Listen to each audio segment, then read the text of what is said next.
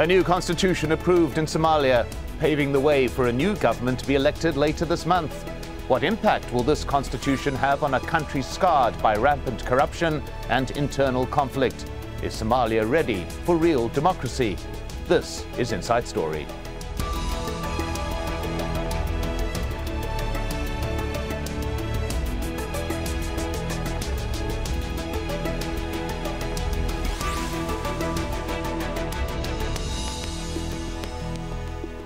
Hello and welcome to the programme. I'm Mike Hanna. After a week-long debate, Somalia's National Constituent Council has approved a new constitution, marking an end to a series of transitional administrations over the past 2 decades. The parliament is to be selected by traditional elders in a couple of weeks' time, and that body will then choose a president and elect a government. The hope that the constitution will provide basic individual rights that have been largely non-existent, and that it will provide the framework for a strong and representative government. But many are doubtful these aims can be achieved in a divided state marked by violence and instability. We begin with this report from Zain Basravi. For a country regularly ranked as the worst failed state in the world, a new provisional constitution was meant to be the beginning of, as one assembly attendant put it, a more peaceful life. But what was meant to be a happy day was interrupted by 2 suicide bombers who tried to attack the meeting in Mogadishu. 2 men with explosive belts approached a checkpoint outside the police academy where the meeting was happening. They tried to escape, but police officers stopped them. After a few seconds, they blew themselves up. Al-Shabaab, Somalia's Al-Qaeda-linked group, said it was behind the attack and has promised to strike again. Although weakened and driven out of the capital late last year, it's still the most powerful militia in the country, wrecking attempted political settlements in the past and perpetuating war. 3/4 of Somali delegates who debated the constitution for a week voted in favor of the document. Among other things, it reiterates the nation's Muslim character, using Islamic law for Somalia's legal foundation. It also enshrines the ideas of development, making things like access to medical care and clean water a constitutional right. And it bans the practice of circumcising girls or genital mutilation, something the UN says has happened to 95% of all Somali women. These are all good promises to make, but in a place as unstable as Somalia, it's difficult to see how these rights will be guaranteed. The elders tasked with drafting the constitution have taken a step toward a more representative form of government. But for most people crippled by poverty and 2 decades of civil war, there is little hope. They accuse the elders of being corrupt and fighting amongst themselves. And while the provisional constitution does need to go to the people for a vote, the UN says nationwide elections are still years away. And the latest attack is an indication that even years may be an optimistic assessment. A reminder for lawmakers that voting on a constitution is far easier than upholding it. Zain Basravi for Inside Story.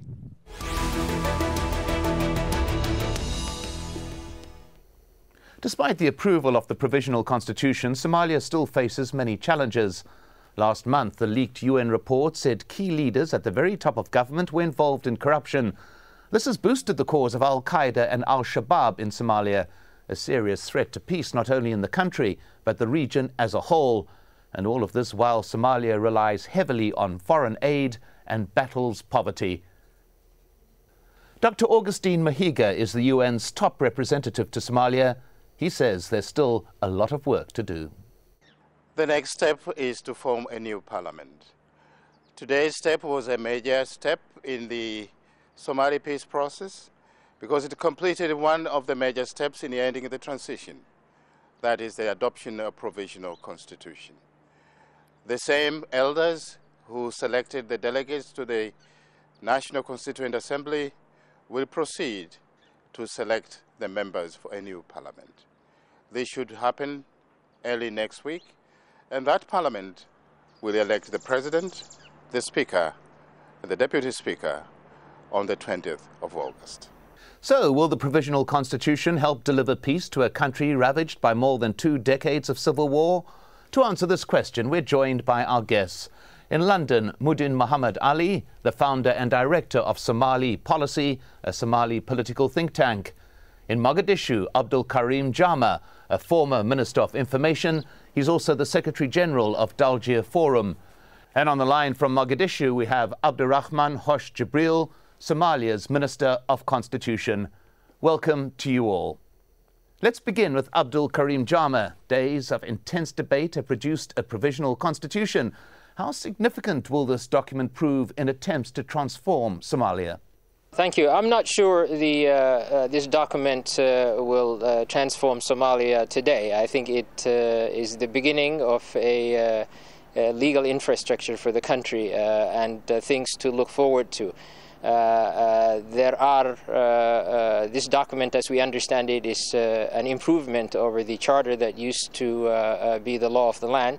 But the process that we arrived at this constitution had a lot of problems. It was secretive in its when it was being drawn up. There was not room for debate. The choices that were given to the Constituent Assembly were very limited to you can't change anything, you can't add, you can't delete. If you approve it, it'll be utilized, and if you reject it, it'll be utilized until another constitution can be approved by referendum. Having said that, this document will go to the next parliament, and it is our hope that the parliament will work on it, and that at some point the people will have a chance to and move on to a constitution that is a living document that reflects the realities on the ground, which is not the case now. Well, let's go to Abdurahman Hosh Jibril. As Minister of Constitution, this is essentially your baby. How significant do you think this document will be in transforming Somali society? I think this is the adoption of this constitution signifies a milestone for Somalia. We had a constitution in 1960. In 1969, 9 years after it came to existence, it was suspended by the then military government in 1969. So for 43 years, this country was run on either a presidential decrees or on the whim of powerful people, mostly men, army men. So it set the stage for a new dispensation, a society that's based on constitutional processes that are fair and transparent. And as my colleague Abdulkareem Jama has said, it may not be perfect, but it's a living tree that will grow and that will be improved by the next parliament. The very fact that it's been adopted by a Constituent Assembly of 825 shows that it's a provisional constitution. It's not a final constitution. It will only become a final and more legitimate constitution when and if it's ratified through a public referendum where all citizens can have their say. And that may take some time. The fact that we submitted it to an NCA or National Constituent Assembly is because of the prevailing insecurity in the country. That's improved. Well, Minister, let's just go at this stage. Let's just go to London and Muhdin Mohammed Ali. We're hearing fairly optimistic views of this constitution and the impact that it will have on the society. Do you share this degree of optimism? Yeah, I'm always optimistic about the situation in Somalia. But as we go by the day, this constitution have been created under very difficult circumstances, as my two other colleagues on the panel have just said, my other two fellow Somalis. I think this constitution will prove a very difficult point in Somalia in the coming few years, because given majority of Somalian people were not born when the previous constitution of Somalia was written, post-colonial Somalia, Mike. Somalia did have a constitution, as the minister was saying just now. But that constitution was not a constitution that was built in the circumstances that we're facing today. It was a constitution that was built in a post-colonial Somalia. And according to the reports that we receive, or the people that have written the constitution, this constitution, most of it has been copied from the previous one in 1959. So it's like after 53 or 54 years, we're writing a new constitution based on the previous one that we have. So that constitution was wrecked and kicked out by the military rule that was led the country for 25 years. And there was no any constitution at all under military rule in Somalia under Mohammed Ali. There was something called the Revolutionary Command Council, or if you translate in Somali, you can call it Golaha Sare ee Kacaanka. That was the constitution. And after that, we have a period of civil war, which lasted almost 25 years up to the date. So majority of Somalians do not understand what constitution is and what constitution stands for. So first of all, we have to educate people to understand what the constitution is for and what the constitution will do for the country. But under this circumstance, I think we don't have to rush and bring a constitution that will bring a disagreement or divisions within a country that already have divisions. If you remember, Mike, Somali's problem is Somali society is a very deeply divided society. That's what makes our country become a failed state. Well, at this point, we'll return to the question of division in a moment, but I'd like to go back to the Minister, Abdurahman Hosh Jibril, to discuss that point that you brought up there, informing the public about the significance of the Constitution and what impact it will have on their lives. How difficult a process do you think this is going to be to get the public behind what is essentially a document drafted by a group of leaders? See, I think there's a misconception here that this constitution was written and then that it was put to 825 people, and that's all about it. But that's not the case. This constitution has been in the works for 7 years. Successive transitional governments have been working on it.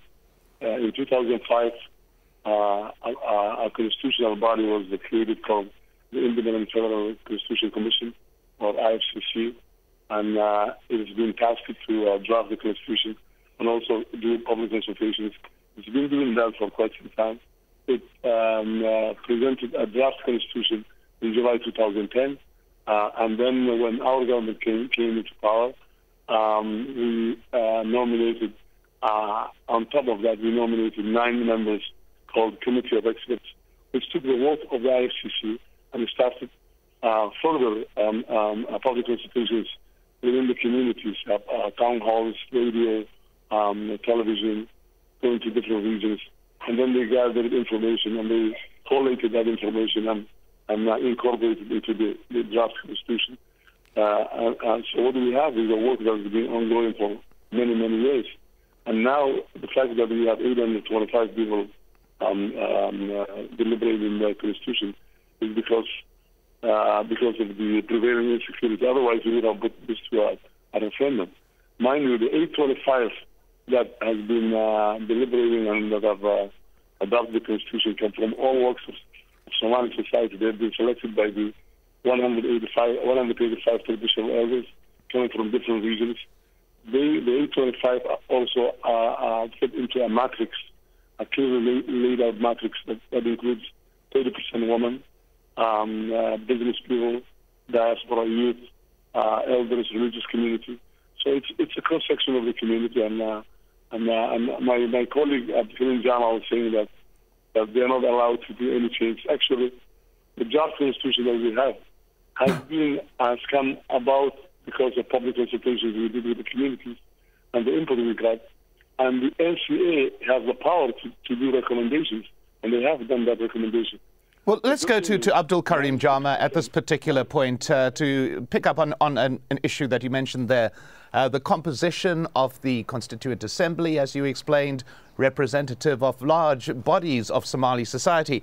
We have, though, the composition of the new parliament, which will be elected or nominated, essentially. And Abdulkareem Jama, to what extent is the fact that the members of this new parliament will in fact be appointed rather than elected? Do you think that has an impact on the integrity of the democratic process? I think at this point it is the best thing that can happen, that the elders will select members of their communities to the federal parliament. In the absence of elections, which, as my colleague the Minister Hosh said, is not an option. I think that Parliament will have an impact, but the process, as you pointed out, is important, and I think it is important that the elders be allowed to and be given an independent reign to select those people. What we have seen in 2004, the last time a similar process took place in Kenya, was that there was a great deal of gerrymandering by the international community, and I pray that that is not going to happen in this case, and that the elders will not be second-guessed, and that they will be allowed to choose their own representatives into the parliament, and that is as best as one can expect, because it is this parliament that will elect the president. It is this parliament that will look at the new constitution or the provisional constitution and hopefully make some changes to it or address the issues that people are talking about. And it'll be there for 4 years, which is a relatively long period of time, considering what has been happening, where we have a new government every 6 months or every 1 year. So it's very important that the last step of this process, which is the choosing of these members of the parliament, be safeguarded from any undue intervention. Well, Muhdin Mohammed Ali in London, picking up on that question of protecting this parliament from any outside intervention, the key issue surely in this democratic process is security, and sadly events have shown even in the past few days that even Mogadishu is not secure. How much of a problem do you think is posed by those who would be opposed to this formation of a new government? Yeah, Mike, you're absolutely right to ask that question. But the question now is, as the other gentleman was just mentioning, security must be top priority. And divisions will always remain in Somalia, as we have seen last 25 years. But if you created a new constitution, and then constitution has been approved by experts of constitutional experts. But if you ask the elders to approve a constitution, I think most of the elders, they do not even read and write, let alone recommend what you call a professional constitution. So the top priority in Somalia now is security, and there's no security in there at all. As you have seen yesterday, when 2 suicide bombers blew themselves and creating mayhem in some parts of Mogadishu. So Al-Shabaab is still at large. The country is run by United Ugandan People's Defense Force, the UPDF, or the Burundian troops representing the AMISOM, the African Union Mission in Somalia. So as long as there's no strong institutions for Somalia, armed services, police force, or any security structure in the country, I don't think whether you build a new government or whether you build a new parliament or whether you have new president or prime minister, if there's no any security structure in the country, Somalia will be not only danger to itself and to its people, but it will be danger to its own neighbors and the rest of the world. So the question now is, we can have a new government, but who will be backing that new government? What's the long-term plan for the African Union troops in the country? Will they be an institution for Somalia for so long? There's a police force that have been brought from abroad. I think they come from Sierra Leone, if I'm right. So if you bring those security structure in the country from outside, will they be training Somali security services? Will they be able to have a security structure in the country in the coming future? So if the answer is no, then we have to be quite careful. Well, let's put that question, if I may, let's put that question to Abdurahman Hosh Jibril. This issue of security, we heard the question being asked there by Muhdin Mohammed Ali. What is your response to that? Well, my response is one doesn't have to wait for the other. I mean, we have to attend to the security situation. That's one of the benchmarks in the roadmap that we have been working on. One of the pillars was to work on security, and the other was to complete the constitutional making process. So, I mean, you can have security and you can work on the security. But by working on the security, you have to build a strong security apparatus or agencies, national security, police, military.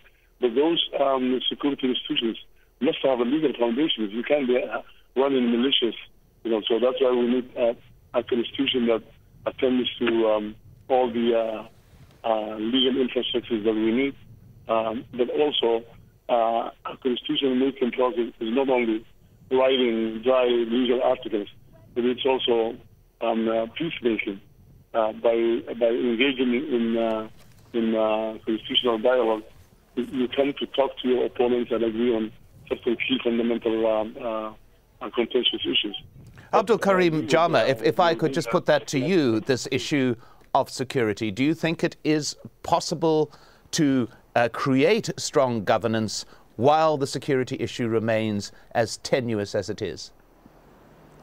I think I agree with the Minister that the two don't have to wait for each other. I came from the United States to Mogadishu 4 years ago. I worked as the Chief of Staff for the President, and I used to live in Villa Somalia, where my office also was. We had bullets coming through our windows into the office. There was no Somali army. Now it's very imperfect still, but there are thousands of troops, and Shabab is much further away, and the force is taking shape both in the police and the national security and the military. So if you've been on the ground for the last 4 years, you would have seen a significant improvement in the building of Somali forces. I don't think it's anywhere near enough. I think we still give a lot of emphasis on creating a secure environment through AMISOM, which is a good thing. But I think we should pay a lot more attention to building Somali forces because in the long run that is the only solution. So I think the two can go hand in hand, and I think the legal foundation is needed to create a society of law and order. My concern is, however, this constitution is as good as people use it for, and by that I mean the government. If you look at the last year or so, the existing charter was abandoned, and the signatories and international community did whatever they thought was going to get us to finish the roadmap. The parliament was basically suspended, and the charter was suspended. So I pray that doesn't happen to the constitution, and that the more we apply it and respect its tenets, the more it becomes the law of the land, rather than just a document in a shelf that and the people in power do whatever they feel like. Well, let's put that to the Constituent Minister, Abdurahman Hosh Jibril. There can, of course, be no guarantees, but do you see absolute clarity among those who are likely to be in government that this constitution is going to be observed in all of its points? Yeah, I was really jumping on that with Mr. Jama's point. I think that Abdulkareem is correct. The constitution will be as good as its owners make it to be, and that's the Somali society. And I think the first litmus test would be what kind of parliament we would have. If we have a quality parliament coming the next week, then that parliament can actually turn itself into the most important organ of government that it is. And then it can take ownership of the constitution or become a guardian of the constitution, and also do improvement and also public dissemination. And so I think it depends what kind of institutions we have in post-transition. If we get a good quality parliament, that parliament can take ownership of the constitution on behalf of the public, on behalf of the people that they represent, and they can create or legislate, implementing legislation that will give enforceable teeth to the constitution, so that it can become an instrument of empowerment for the average citizen. Well, at that point, thank you to our guests on what has been a very busy day in Mogadishu, Muhdin Mohammed Ali, Abdulkareem Jama, and Abdurahman Hosh Jibril. And thank you for joining us on this edition of Inside Story. If you want to send us your feedback, email your thoughts to us at insidestory@aljazeera.net. Thanks again for watching. I'm Mike Hanna. Goodbye for now.